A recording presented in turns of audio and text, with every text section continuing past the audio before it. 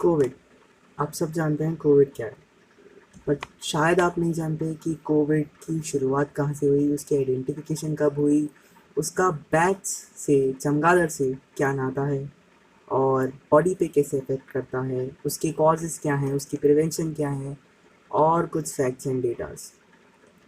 ये वीडियो उनके लिए है जो एक ऐसे लिखना चाह रहे हैं, स्टूडेंट्स हैं और ऐसे लिखना चाह रहे हैं कोविड पे, या उन लोगों के लिए जो कोविड के बारे में सब कुछ जानना चाहते हैं। अब आते हैं इसकी आइडेंटिफिकेशन पे। इसकी आइडेंटिफिकेशन अक्टूबर 2019 में वुहान में, चाइना में हुई थी, जब 3 पेशेंट्स का केस वुहान के हॉस्पिटल में रजिस्टर हुआ under the conditions of severe respiratory diseases and pneumonia. इसका कोई भी कारण नहीं पता चला इस डिज़ीज़ का, ना ही उनके इन्फेक्शन का कुछ कारण पता चला, ना ही वो ठीक हो पाए। अनफॉर्चुनेटली उनकी डेथ हो गई थी। जब ऐसे केसेस की संख्या और बढ़ने लगी तो वुहान कमेटी ऑफ हेल्थ ने ये डिसीजन लिया कि इस डिज़ीज़ पे रिसर्च की जाए, जिससे ये रिजल्ट्स मिले कि ये एक वायरस है जिसकी वजह से लंग्स पे, पेशेंट के लंग्स पे इफ़ेक्ट पड़ता है और उसको सांस लेने में दिक्कत होती है, जिसकी वजह से उसका इम्यून सिस्टम तो बिल्कुल बर्बाद हो जाता है और इसके चलते उसकी मौत हो जाती है। According to Wuhan municipal health commission, 31 दिसंबर 2019 तक वुहान में 27 केसेस ऑफिशियली रजिस्टर हुए थे, बट ये केसेस इतने थे कि इन्होंने इस वायरस के अगेंस्ट एक रिसर्च तो ट्रिगर कर ही दी थी। 20 जनवरी 2020 तक डेली केसेस की संख्या चाइना में 140 पहुंच गई थी और हज़ारों लोग इन्फेक्टेड ऑलरेडी हो चुके थे। क्योंकि कोई प्रॉपर अवेयरनेस नहीं थी इस वायरस के बारे में और एक्नॉलेजमेंट नहीं थी, इसलिए तब तक टूरिस्ट और इंटरनेशनल ट्रैवलर्स पे किसी भी एयरपोर्ट पे कोई प्रतिबंध नहीं लगाया गया था।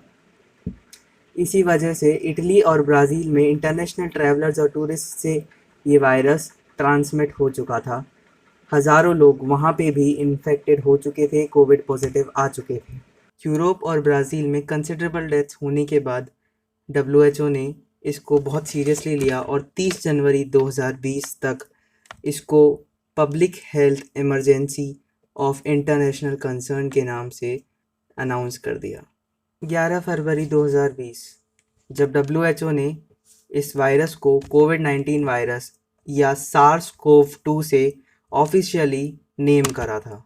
इसके नेम के पीछे क्या कारण है, ये भी मैं आपको बताता हूँ। कोरोना वायरस एक वो वायरस है जो कि ओरिजिनली बैट्स में पाया जाता है, यानी बैट्स ही, चमगादड़ ही ज़्यादातर इससे इन्फेक्टेड पाए जाते हैं। ह्यूमंस में उस दिन तक ये देखा नहीं गया था। इस वायरस का साइंटिफिक नेम सार्स कोव है।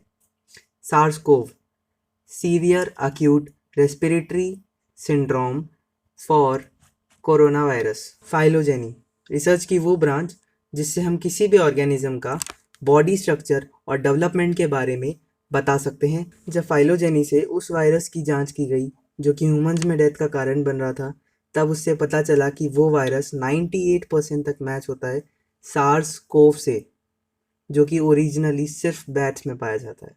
98% तक मैच होता है, इसका क्या मतलब है?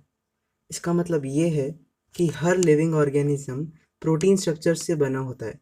ये प्रोटीन स्ट्रक्चर्स अपने अपने लेवल पे अलग होते हैं, इनकी अरेंजमेंट अलग होती है, बट जब इस वायरस को सार्स कोव, जो कि बैट्स में पाया जाता है, उस वायरस से मैच करके देखा गया तो इनके प्रोटीन की अरेंजमेंट्स 98% तक सेम मिली। इसका मतलब ये था कि ये वायरस कोरोना वायरस या सार्स कोव से ही डिसेंड हुआ है। इसलिए WHO ने उसका नाम सार्स कोव 2 रख दिया, क्योंकि वो ह्यूमंस में पाया जाता है। बट इसका नाम कोविड-19 कैसे पड़ा? कोविड-19, COVID-19, CO stands for coronavirus, VI stands for virus, D for disease, and 19 resembles that it was identified in 2019. मार्च 2020 तक इटली और ब्राज़ील जैसी बड़ी बड़ी कंट्रीज़ में कोरोना वायरस पूरी तरह से फैल चुका था। कोविड-19 ने इटली और ब्राज़ील जैसी बड़ी बड़ी कंट्रीज़, जो कि अपने आप में बहुत पावरफुल मानी जाती हैं, उनके घुटने तोड़ दिए। गवर्नमेंट सिस्टम वहाँ पे पूरी तरह से फेल हो चुका था और लोग हर दिन हज़ारों की आबादी में मर रहे थे। ये तो बात हुई बाहर की कंट्रीज़ में क्या हो रहा था। अब बात करते हैं इंडिया में क्या हो रहा था। जनवरी 27 इंडिया का first Covid case officially register हुआ था केरला में। हाउएवर इंडिया में और कंट्रीज़ के कंपैरिजन में ग्रोथ रेट कोरोना वायरस की बहुत स्लो थी, बट लोगों की इग्नोरेंस की वजह से और लैक ऑफ अवेयरनेस की वजह से यहाँ पे ग्रेजुअली कोरोना वायरस स्पीड पकड़ने लगा और ना चाहते हुए भी हमारे honourable prime minister Narendra Modi को 24 मार्च 2020 को कंप्लीट लॉकडाउन अनाउंस करना पड़ा। लोग इतने इग्नोरेंट थे कोविड को लेकर के कि वो तो यहाँ तक कह रहे थे कि ये कोविड कुछ नहीं है और ये डेथ्स कुछ भी नहीं है, ये सिर्फ पॉलिटिकल स्ट्रैटेजीज हैं। बट असल में कोविड-19 का इफेक्ट वही लोग जान रहे थे जिनके घर में मौत हो रही थी। लॉकडाउन्स के चलते स्कूल्स, कॉलेजेस, यूनिवर्सिटीज़, कंपनीज, बड़े बड़े मॉल्स, मार्केट्स सब बंद हो गए और सिर्फ हॉस्पिटल्स चल रहे थे। इटली और ब्राज़ील की न्यूज़ सुनने के बाद समझदार लोगों ने घर में ही रहना सही समझा। कोविड-19 ने देश की आर्थिक व्यवस्था को झंझोड़ के रख दिया था। ऐसे में मजदूर, किसान, सब्जी वाले इन सबको अपने घर से बाहर जाना ही पड़ता था अपनी डेली इनकम के लिए, जिससे इनका घर चल सके। अब ऐसे में बाहर निकलना ना तो इनकी गलती है बल्कि इनकी जिम्मेदारी थी अपने परिवार की तरफ। भले ही इनको लॉकडाउन के प्रोटोकॉल्स तोड़ने पड़े, लेकिन इसमें अगर इनकी तरफ से देखा जाए तो गलती नहीं है और ना ही उन पुलिस वालों की गलती है जिन्होंने इनको सज़ा दी, क्योंकि दोनों अपनी अपनी ड्यूटीज़ कर रहे थे। इस टाइम पे कई बड़े बड़े सेलिब्रिटीज़, क्रिकेटर्स, पॉलिटिशियंस और यहाँ तक कि इंडिया की आम नागरिक, आम जनता ने भी इसमें को अपना दिल खोल कर अपनी क्षमता के अनुसार कोविड रिलीफ फंड में डोनेट किया था, जो कि हमारे लिए बहुत गर्व की बात है। ये दिखाता है कि भले ही हम सोशल डिस्टेंसिंग से दूर हो, लेकिन फिर भी इमोशनली तो पास हैं। इमोशनली इस सब में हम साथ हैं। इस टाइम पे पूरा देश ऑनलाइन शिफ्ट हो चुका था। एजुकेशन से लेके शॉपिंग तक हर चीज़ ऑनलाइन थी। स्कूल्स, कॉलेजेस तो पूरी तरह से ऑनलाइन शिफ्ट हो चुके थे। अब बात करते हैं कि कोविड कैसे एक छोटा सा वायरस है और ये वायरस कैसे एक सिर्फ फीवर से शुरू होता है और डेथ तक पहुंच जाता है। जब हम किसी कोविड-19 इन्फेक्टेड पर्सन के कांटेक्ट में आते हैं, तब सांस के थ्रू कोविड-19 वायरस हमारे लंग्स तक पहुंच जाता है और लंग्स की सेल्स में को डिस्ट्रॉय करता है, उन पे अटैक करता है, जिससे हमें सांस लेने में दिक्कत आती है। कई रिसर्चेस हुई हैं जिनसे ये पता चलता है कि ये ना सिर्फ रेस्पिरेटरी सिस्टम पे अटैक करता है, बल्कि वहाँ से होते हुए सेंट्रल नर्वस सिस्टम भी पहुँच जाता है, जिससे एक पेशेंट को मेंटल हेल्थ इश्यूज भी फेस करने पड़ते हैं, जैसे कि एंग्जाइटी, स्ट्रेस एट्सेट्रा।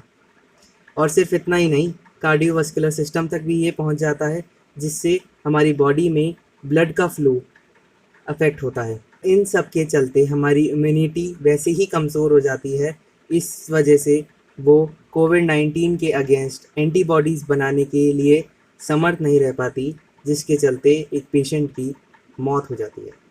अब बात करते हैं कोविड-19 के सिम्टम्स की। आप लोगों को तो पता ही होगा, फिर भी बता देता हूँ। Mild fever, cough, sneezing, loss of smell, tiredness, mental health issues are etc. the symptoms of COVID-19. ये सिम्टम्स नोटिस होने के लिए किसी किसी इंसान में 1 से 14 दिन तक भी लग सकते हैं। इसलिए आपने देखा होगा क्वारंटाइन हमेशा 14 दिन का होता है। कोविड-19 वायरस के टेस्ट के लिए मेनली 4 टेस्ट माने जाते हैं: RT-PCR, AR, RAD और CT स्कैन। सीटी स्कैन का फ़ायदा ये है कि जो लंग्स की इमेजिंग आती है वो नॉर्मल से अलग आती है। इसके प्रिकॉशंस तो आप सब लोग जानते ही होंगे, जैसे कि फेस मास्क पहनना, सोशल डिस्टेंसिंग का पालन करना, क्राउडेड प्लेसेस को अवॉइड करना और हाथ पैर रेगुलरली धोते रहना। अब बात करते हैं कोविड-19 के वैक्सीन्स की। कोविड-19 में मेनली 3 वैक्सीन्स इंडिया में ऑथराइज़ हैं। पहली है कोवैक्सीन जो कि इंडिया में ही बनाई गई है, दूसरी है एस्ट्राज़ेनेका जो कि यूके की बनी हुई है और तीसरी है स्पुतनिक 5 जो कि रशिया में बनाई गई है। ये 3 ही वैक्सीन्स हैं जो इंडिया में ऑथराइज़्ड हैं और इसी की मदद से लोग वैक्सीनेट किए जा रहे हैं। अब बात कर लेते हैं कुछ फैक्ट्स एंड डेटाज़ की। तो टोटल आज तक पूरे वर्ल्ड में 14 crore and 82 lakhs cases register हो चुके हैं। इसमें से अकेले इंडिया में 1 crore and 75 lakhs cases register हुए हैं। हालांकि हमारे यहाँ पे पहले रेट ऑफ डेथ कम थी और कंट्रीज़ के कंपैरिजन में, बट अब सिचुएशन बहुत हाथ से निकल गई है।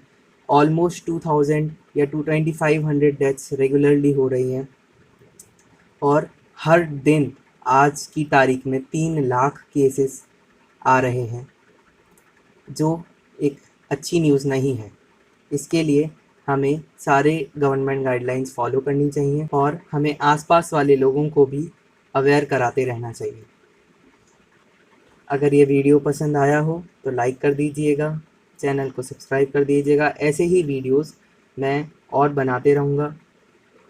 आप कमेंट्स में बता सकते हैं कि आपको पसंद आया क्या नहीं पसंद आया। कुछ गलती हो गई हो तो वो भी लिख दीजिएगा।